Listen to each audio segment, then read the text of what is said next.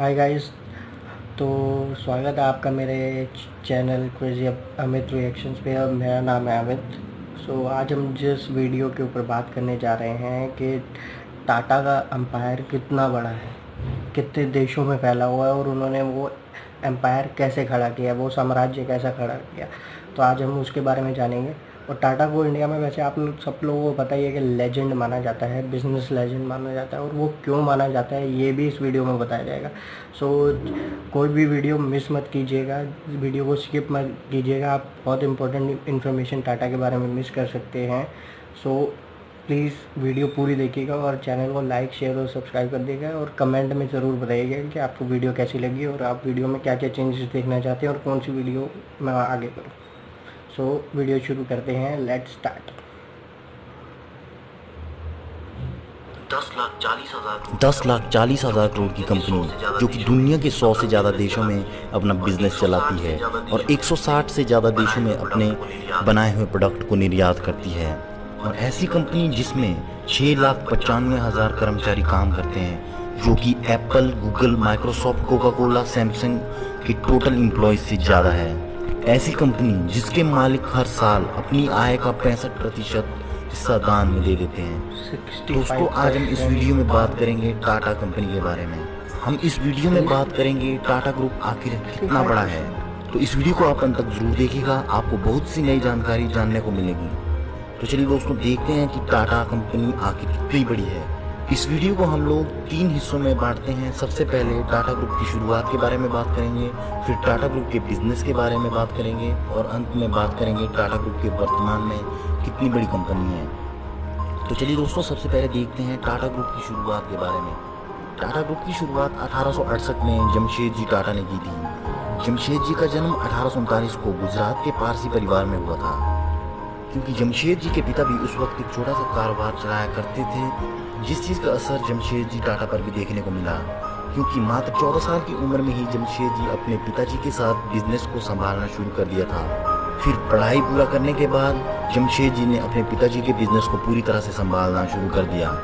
लेकिन जमशेदजी को लगता था कि अगर वो उस बिजनेस को पुराने तरीके से ही करेंगे तो वो बिजनेस कभी भी बड़ा नहीं होगा। और उनकी सोच सही भी थी। और अपने बिजनेस को बड़ा करने के लिए उन्होंने पहले कई बड़े देशों के दौरे किए और समझा कि उस समय के वर्तमान समय में किस चीज की डिमांड सबसे ज्यादा है और उसे कम कीमत पर भारतीयों को कैसे मुहैया करवाया जा सके। जब जमशेदजी को लगा कि टेक्सटाइल कारोबार पर अपने बिजनेस को बढ़ाया जा सकता है और लोगों को कम दाम पर प्रोडक्ट भी मुहैया करवाया जा सकता है, क्योंकि उस वक्त ज्यादातर टेक्सटाइल इंडस्ट्रीज अंग्रेजों के अधीन थी, जो कि प्रोडक्ट पर भारतीयों से बहुत ज्यादा पैसा वसूल किया करती थी और बहुत ज्यादा मुनाफा भी कमाया करती थी। मात्र 29 साल की उम्र में ही जमशेदजी ने पुरानी बंद पड़ी ऑयल मिल को 21,000 रुपए में खरीदा और उसको एक कॉटन मिल में बदल दिया, जिसका नाम उन्होंने टेक्सटाइल मिल रखा। और इस कॉटन मिल में से टाटा कंपनी की शुरुआत हुई, जो कि बाद में जाकर एक बहुत बड़ी कंपनी बनने वाली थी। जमशेदजी टाटा बहुत ही देश प्रेमी व्यक्ति थे। वह अपने देश और देशवासियों के लिए कुछ ऐसा करना चाहते थे जिससे कि आम लोगों की मुसीबतें थोड़ी कम हो जाए। इसके लिए जमशेदजी टाटा ने 4 लक्ष्य रखे। एक था आयरन एंड स्टील कंपनी बनाना, भारत में वर्ल्ड क्लास एजुकेशन इंस्टीट्यूट बनाना, एक हाइड्रो इलेक्ट्रिक प्लांट लगाना और भारतीयों के लिए 5 स्टार होटल बनाना। लेकिन जमशेद टाटा अपनी मृत्यु से पहले केवल एक ही सपने को पूरा कर पाए और वो था एक 5 स्टार होटल बनाना। और वो आज के समय में आलीशान होटल में से एक है, जो कि मुंबई का ताज होटल है। लेकिन फिर जे टाटा के 3 अधूरे सपनों को पूरा किया उनके पुत्र दोराबजी टाटा ने। 1907 में दोराबजी टाटा ने भारत की सबसे बड़ी और एशिया की पहली स्टील कंपनी की निर्माण किया और 1909 में उन्होंने अपने पिता का एक और सपना पूरा किया, जब उन्होंने इंडियन इंस्टीट्यूट ऑफ साइंस की स्थापना की। और 1911 में उन्होंने अपने पिता के सभी सपनों को पूरा कर दिया, जब उन्होंने एक हाइड्रो प्लांट की स्थापना भी कर दी, जो कि वर्तमान में भारत की सबसे बड़ी प्राइवेट इलेक्ट्रिकल सप्लाई कंपनी है। तो दोस्तों, आप इसी बात से अंदाज़ा लगा सकते हो कि टाटा कंपनी कितनी बड़ी है।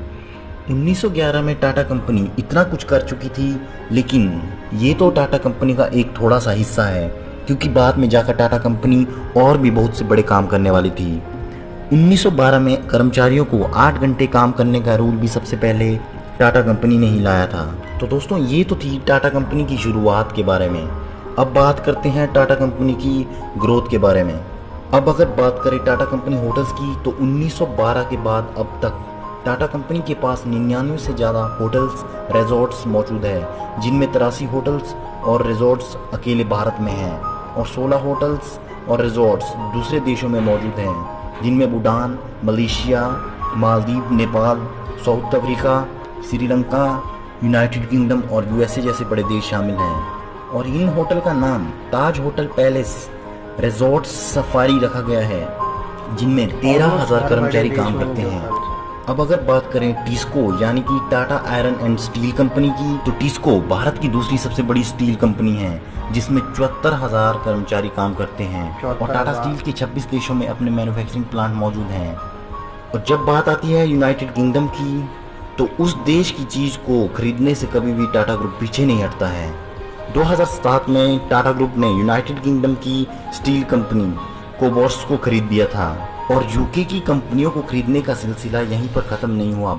बाद में जाकर टाटा ग्रुप ने यूके की बहुत सी कंपनियों को खरीदा, वो मैं आपको बाद में बताता हूँ। 1945 को टाटा मोटर्स की नींव रखी गई और आज Tata Motors passenger car, truck, van, coaches, buses, sports car, construction equipments और मिलिट्री व्हीकल्स बनाता है।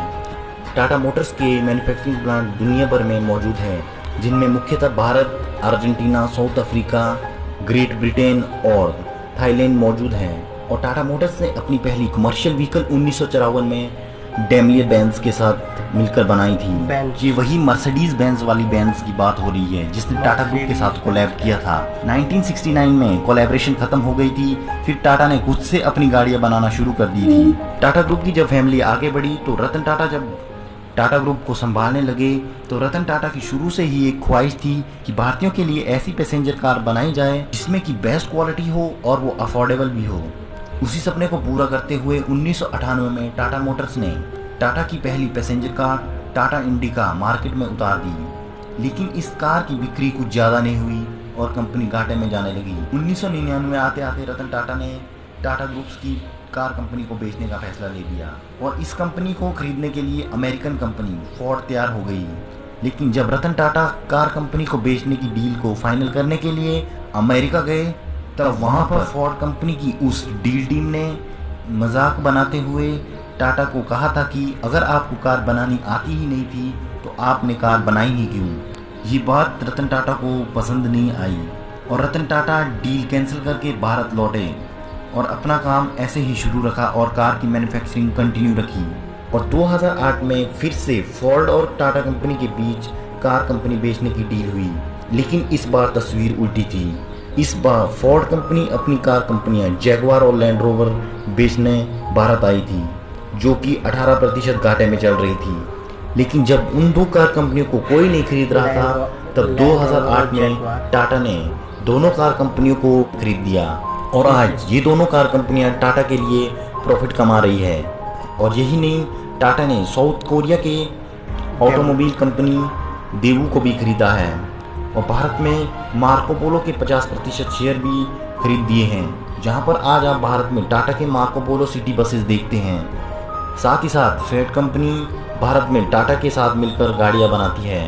अब बात आती है आईटी सेक्टर की, तो टीसीएस भारत की नंबर 1 आईटी कंपनी है, जिसकी टोटल कीमत 112 बिलियन रुपए है। वहीं दूसरे नंबर पर इंफोसिस आती है, जिसकी टोटल कीमत टीसीएस से आधे से भी कम है, केवल 39,000 करोड़ है। टीसीएस में दुनिया भर में सबसे ज्यादा कर्मचारी काम करते हैं। टीसीएस में इस वक्त 3,87,000 कर्मचारी काम करते हैं और दुनिया में सबसे ज्यादा सेटिस्फाइड कर्मचारी भी टाटा ग्रुप से ही है, क्योंकि टाटा में कस्टमर और कर्मचारी दोनों का पूरा ध्यान रखा जाता है। टाटा स्टारबक्स में भी 50% शेयर टाटा के हैं और 50% शेयर स्टारबक्स कंपनी के हैं। और अगर हम बात करें अब वर्तमान समय की, तो टाटा नमक, टाटा मसाले, Tata tea, Tata coffee, Tata Sky, Tata Voltas AC, consultancy services, Tata power, Tata chemical, Tata global beverages, Tata telecoms, Titan Tata watches, Tata communication और Tata Indian Taj hotel Tata company के अंडर आती है। लेकिन इतना कुछ होने के बावजूद भी रतन टाटा साधारण जिंदगी जीते हैं और वह इतना कुछ होने के बावजूद भी भारत के टॉप 10 रिचेस्ट पर्सन में नहीं आते हैं। इसकी वजह है क्योंकि वह हर साल अपनी आय का 65% हिस्सा चैरिटी में दे देते हैं, जो चीज़ उन्हें दुनिया के अमीर आदमी से भी ऊपर बनाती है। सलूट अंत में रतन टाटा की एक बात जरूर कहना चाहूँगा। रतन टाटा कहते हैं, मैं सही फैसले नहीं लेता हूँ, मैं सही फैसले लेने में विश्वास नहीं करता हूँ, बल्कि फैसले लेकर उन्हें सही साबित कर देता हूँ। तो दोस्तों, आज के लिए इस वीडियो में बस इतना ही। आपको ये वीडियो कैसी लगी प्लीज़ कमेंट में लिखकर ज़रूर बताइएगा। अगर आपको ये वीडियो पसंद आई हो तो इस वीडियो को लाइक और शेयर ज़रूर करिएगा। इसी तरह की हमारी अन्य वीडियोस देखने के लिए हमारे इस चैनल को सब्सक्राइब करें। सो ये NVC हमारे भाई हैं, इनका चैनल ज़रूर सब्सक्राइब कीजिएगा और बताइएगा कि आपको वीडियो कैसी लगी। लिंक इनका डिस्क्रिप्शन में मैं डाल दूँगा। सो यार, टाटा को कौन नहीं जानता इंडिया में। टाटा एक लेजेंड है और साफ इस वीडियो से पता चलता है कि टाटा को हम लेजेंड क्यों मानते हैं। जो कंपनी अपनी इनकम का 65% डोनेट करती है हर साल गाइस, कोई ये वन टाइम डोनेशन नहीं थी, हर साल डोनेट करते हैं वो। और हर साल डोनेट करने के बाद भी इंडिया के टॉप 20 में आप उनको इजीली देख सकते हैं। तो सोचिए, अगर वो एक साल अगर अपनी डोनेशन वो छोड़ दें तो इजीली वो वर्ल्ड के रिचेस्ट आदमी बन सकते हैं। बट वो ऐसा नहीं करते, क्योंकि सबसे ऊपर इंसान के लिए होता है उसका मन। अगर किसी का मन अच्छा है तो वो इंसान कभी किसी का गलत नहीं करेगा। अगर किसी के मन में दिक्कत है, लालच है, वो हमेशा दूसरों से लेने की सोचेगा, दूसरों को देने का नहीं सोचेगा। तो इससे पता चलता है टाटा ग्रुप के रतन टाटा जी कितने बड़े इंसान हैं, कितने बड़े मन के इंसान हैं। और हाल ही में हमारे को पता भी चला है, जब कोविड-19 के टाइम पे सब मोदी जी ने जब PM केयर फंड की स्थापना करी तो सबसे पहले जो डोनेशन देने में आगे आए वो टाटा ग्रुप ही आए। और कोई 100, 150, 200 करोड़ की डोनेशन नहीं करी थी गाइस। उन्होंने डोनेशन करी थी 1500 करोड़ की। ऐसा अमाउंट जो कि अधिकतर कंपनियों की कुल कैपिटल भी नहीं होती है, कंपनियों की उतनी वैल्यू भी नहीं होती जितने कि उन्होंने डोनेशन दे दिया। और मेरे ख्याल से अब तक का सबसे बड़ा डोनेशन है बाय इंडिविजुअल कंपनी, जो कि किसी कंट्री को दिया गया है, अगर मैं गलत नहीं हूँ तो। बाकी आप बताइएगा आपको वीडियो कैसी लगी। लाइक शेयर एंड सब्सक्राइब कीजिएगा। और भाई को भूल मत जाना यार, कुछ भी हो कैसा भी हो, अच्छा लगे बुरा लगे कमेंट ज़रूर करना। लाइक शेयर और सब्सक्राइब भी ज़रूर करना है मेरे चैनल को, crazy Amit reaction. Thank you.